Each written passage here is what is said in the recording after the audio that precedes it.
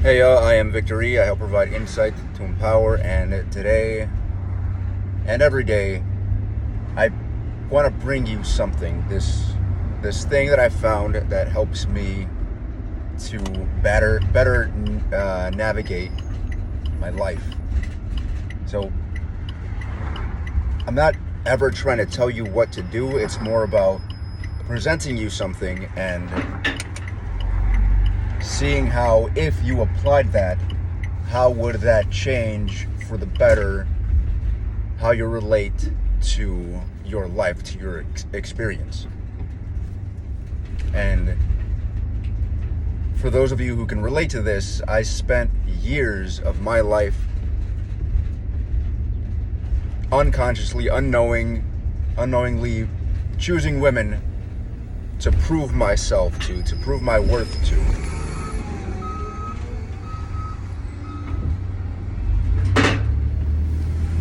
And how unpleasant of a cycle of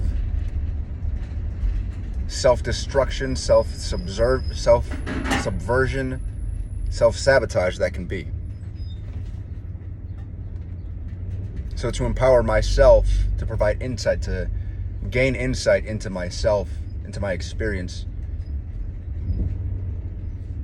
to empower myself means I'm taking more responsibility. And a lot of that comes with knowing how to stop choosing these types of people. And it has not been easy.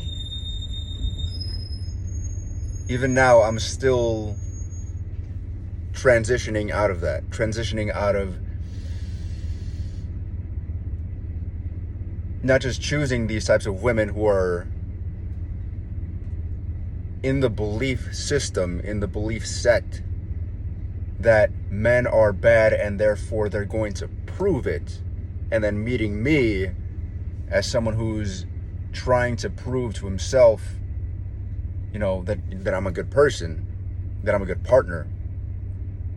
Well, here's this person unknowingly in a matrix, in a belief system, that I'm somehow bad, and she's going to prove that, going against me, believing on some level that I'm bad and that I have to prove myself that I'm good,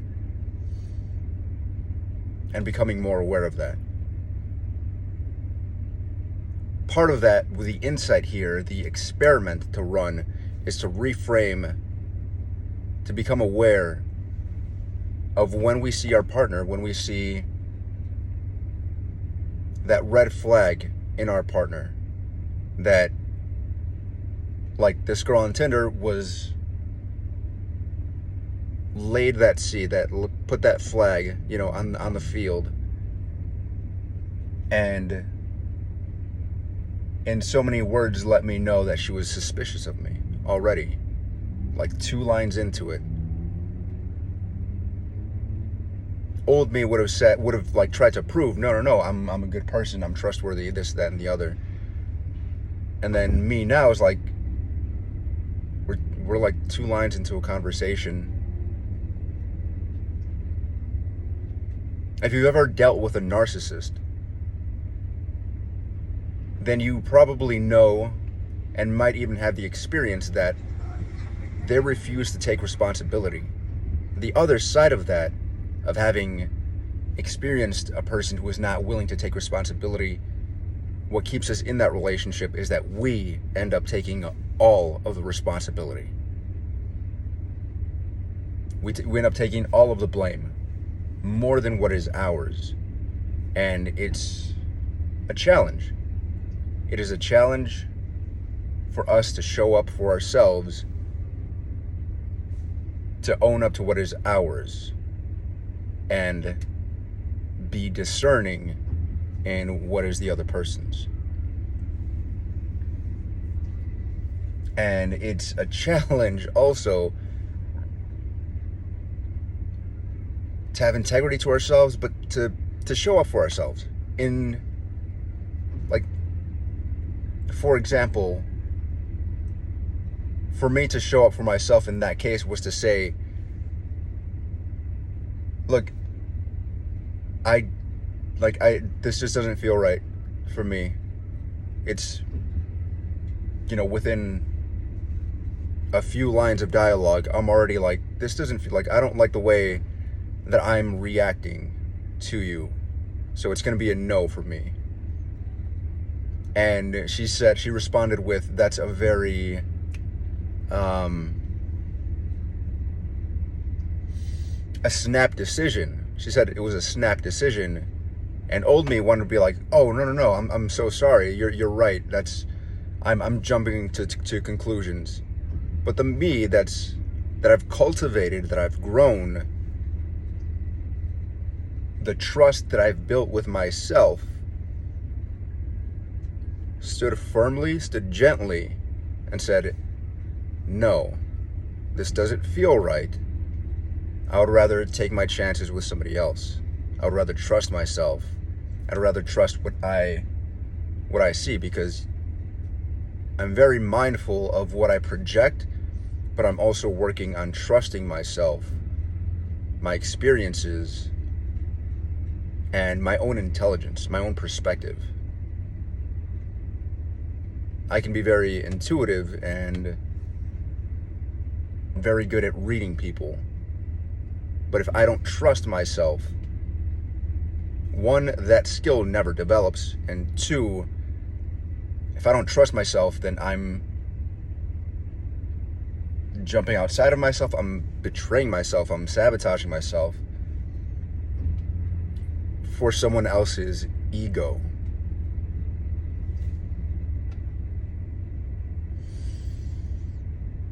It is uncomfortable to show up for ourselves when we're so used to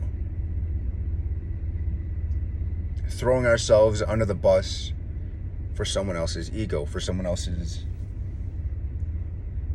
sense of false security in the moment.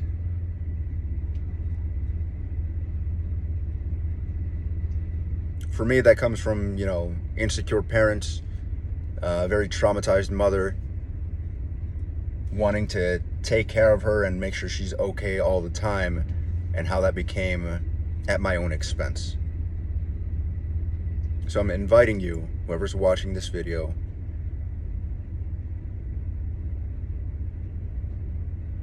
can you choose the discomfort of holding back instead of jumping, under the bus? Can you plant that foot instead of taking that step? Just take that step to stop yourself. Feel the discomfort and be like, hey, I think I'm right. I could be wrong, but I don't want to just jump to conclusions here. Let me take some time to assess the situation, feel out my support system and get some clarity on this. Let me ask some questions. If the person is completely shutting down you questioning them, especially if you're coming from a patient place, from a loving place, huge red flag. But we should always be able, within reason, we should always be able to allow ourselves to be questioned. Maybe we're not always in the right headspace for it,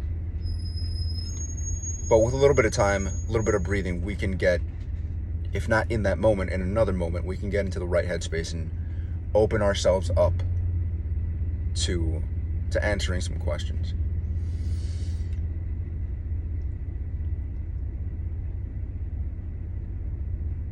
So I hope this helps you rethink